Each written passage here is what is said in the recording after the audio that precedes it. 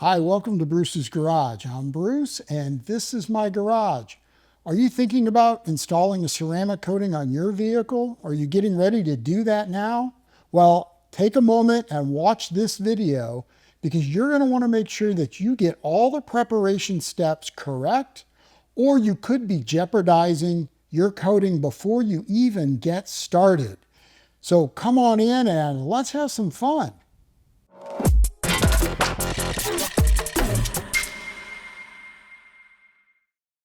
All right, well, thanks for joining me today in the garage.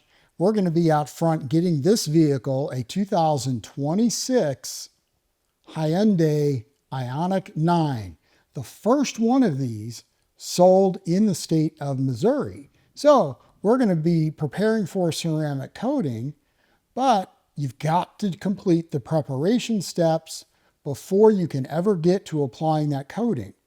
And it is so critical to make sure that those preparation steps are done correctly, or truly you could impact the ability of your coating to adhere to the surface of the vehicle, to the clear coat. Remember, the coating is chemically bonding with that clear coat. And if anything's inhibiting that bonding, then you are not going to be successful for the longevity, to get that longevity of that ceramic coating. In addition, of course, you want it to be looking good because you're sealing in that paint surface. So if the vehicle doesn't look its best, you're sealing in however it looks today. So come on with me as we go through each of the preparation steps to make sure that you have prepared everything perfectly for the ceramic coating. Step number one is we are going to wash the vehicle. This is just a good, thorough decontamination type wash before we go on to additional steps. Now this vehicle, as you'll notice, has a ton. It's brand new, but has a ton of water spots. We'll see if those come out in the normal wash or if we need to do something a little bit different. But it was parked near a sprinkler system and it's been that way for a couple of days. So hopefully things aren't baked in yet. We're going to find out as we prepare to do the decontamination wash. Step number one. We're going to put some active foam in the foam cannon. We've got active foam also in our wash bucket. So we've got the wash bucket filled up and we've got our foam cannon filled up. Now we're ready to do a decon wash. First thing we're going to do in this decon wash is I've put some all-purpose cleaner over the bugs on the front end. That happens to be Armor Detail Supply Clean. It's a new all-purpose cleaner, just foamed a little bit on there. And then what I'm going to do is foam over that with Koshemi Active Foam.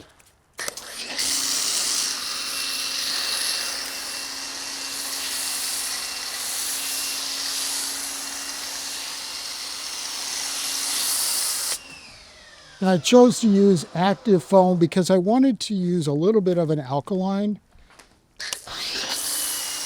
And active foam has a pH around 9.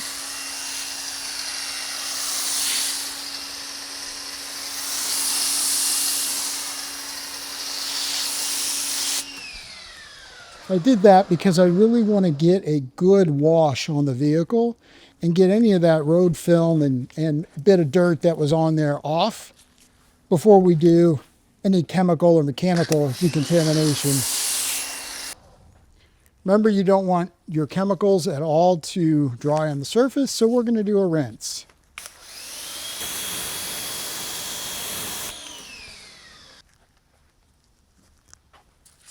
So this is our second foaming.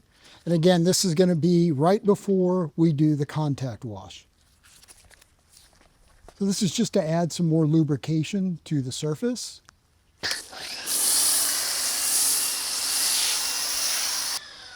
This also helps us break down any remaining road film and dirt before we hit the contact wash. Because again, you want that dirt not to scratch the surface. You want it to be pulled away from the surface. This is just like a regular wash, no different except I'm using a little bit higher pH chemical. Now we're going to begin our contact wash. Top down, no pressure on the wash pad, plenty of suds. We're just gliding it on the surface, starting at the top, working our way down.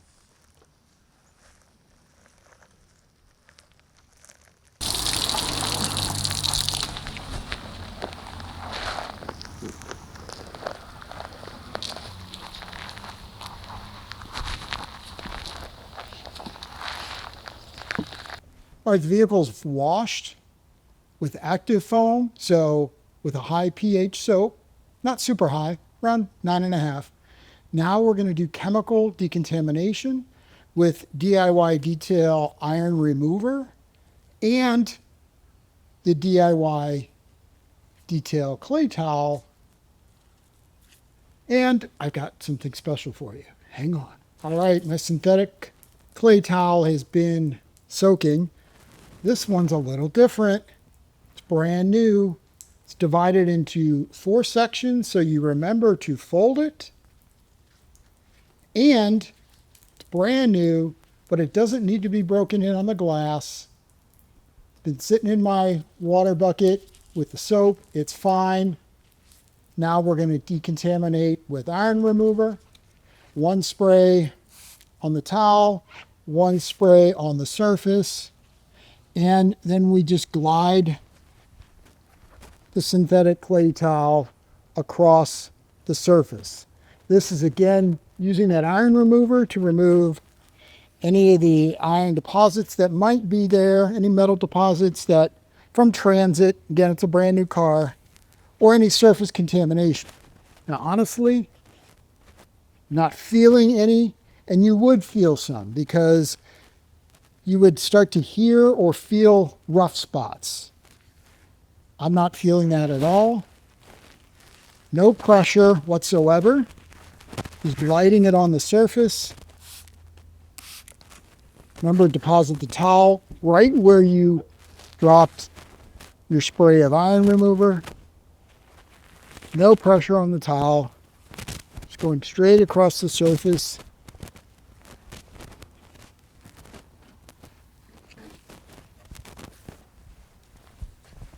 So we're now ready for water spot remover. I'm going to take DIY Detail water spot remover and I'm going to spray this on the surface. Again, I'm going to work just in these little sections here. I'm going to do the hood. You spray this pretty liberally. And again, given the fact that this had a lot of water spotting, I am not going to go light on this. But this is my only bottle, so I can't go too heavy. Guess I need to order more. This is just a wet microfiber. What I'm going to do is put this on the surface. I'm not going to flip it. We're just going to keep it because we want to keep the water spot remover in the towel. So there's no need to be turning this over and starting over again. So now I'm kind of rubbing that in gently.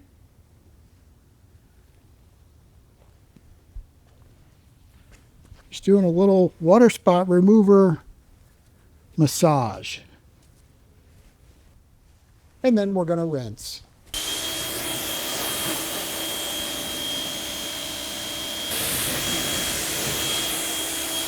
All right, so now we've completed washing, decontamination wash, chemical decontamination, mechanical decontamination, and a chemical decon with water spot remover, and we're ready now to inspect and then do some polishing. This vehicle is now ready to go on to the next step, which is polishing. Now I want to give you a couple things just to note around polishing before installing a ceramic coating. Number one, you don't have to do it. And that's a question that, I recently got on one of my other videos. Do you have to polish before ceramic coating? And the answer is no, you don't. So why wouldn't you? Well, number one, if your customer doesn't want to pay for polishing. Number two, if you are doing it yourself and you're comfortable with the way the paint looks and you don't need to enhance the gloss or do any type of paint correction, then you don't have to polish. That's okay. You can eliminate that step, and that's fine. My recommendation, though, is to usually polish, even if it's a quick one-step light polish to bring the gloss up, which is frankly exactly where this car is. It's a brand new vehicle that on my inspection of the paint, other than water spots, which we removed during our decontamination process, the paint is in pretty darn good, near flawless condition. So given that, it probably doesn't absolutely have to be polished. However, I am going to do a quick one-step polish to bring the gloss up. I have found that you can still bring the gloss up from where it exists. You can remove very little clear coat with a light polish, and yet you're bringing that gloss up and then sealing it in with your ceramic coating. Well, I just finished polishing the entire vehicle. It looks fantastic. It certainly did bring up the gloss a bit. So I'm glad I spent the time doing it. Plus, I found a few little spots that still had water spots that the water spot remover and all the Decon didn't completely get out. So I was able to polish those out very simply. Not a big deal. But, you know, maybe that's the other thing to think about is that polishing step, or even preparing to polish, even if you choose not to, is not a bad way to go through and really look closely at the paint on the vehicle. Because the last thing you want to do is ceramic over water spots or any other imperfection that you can pretty easily remove. So I'm glad I did it. It looks great. I'm on to the last step, and this is a super, super important step, and it's our panel prep stage. Now, let me talk to you briefly about panel prep. So what panel prep is doing is it's that last step after you polish to remove any of the oils, anything remaining on the surface. So we're trying to get it. It's kind of like before surgery, what happens to you? You get scrubbed. They put betadine and chlorhexidine on your skin and scrub it before they make the incision. This is that kind of thing. Like it's that disinfectant. It's that cleaning of the surface before you start with your ceramic, where you want the ceramic to bond. And those oils in polishes are going to inhibit that bonding. So the panel prep stage is very important. And it's not as simply as, oh, I'll just take an isopropyl alcohol solution, spray it on, wipe it off. So I have a big thing about whatever coating brand you're using, you should also use their prep spray. In the case today, I'm using NextZen ceramic, and so I'm using their prep solvent. And this is important. Most every single, not all, but almost every single ceramic coating vendor recommends that you use their prep before you coat. And here's the way I look at it. Might some other panel prep work? Might an isopropyl alcohol work? Yeah, it might.